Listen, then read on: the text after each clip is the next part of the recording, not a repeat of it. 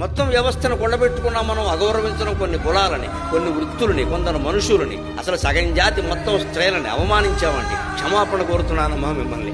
భారతీయ సంస్కృతి తరఫున అవమానించాం, మమ్మల్ని క్షమించండి. యావత్తు స్త్రీ జాతి క్షమించండి. నేను చూశాను నా కళ్ళతో ఆడాళ్ళు పండు యాత. ఆడదానివి నీకెందుకు లోపలికి పో, పెడబుద్ధులు ఉంటాయి మీకు, ఆడదాన్ని నమ్మద్దు అని పుస్తకాల్లో రాసి ప్రచారం చేశారు. కానీ నా జీవితం మొత్తం మీద నమ్మదగిన ఆడవాడు చాలామంది ఉన్నారు. మోసానికి ఆడదేం ప్రసిద్ధి కాదు, మగాడు ప్రసిద్ధి. ఏడిపించుకు తిన్నారే, జుట్టెట్టు కొట్టారే, ఆడపిల్లల కంటే చంపేసినంత పనిచేశారే. అది నా జాతి చేసిందమ్మా, నా పండితులే చేశారు, నా గ్రంథాలే చేసి. నేను క్షమాపణ కోరుతున్నా, చెప్పించకండి అమ్మా. సీతాదేవిని కూడా ఆక్షేపించిన దుర్మార్గుడు మగవాడేనమ్మా, ఆడదు కాదు.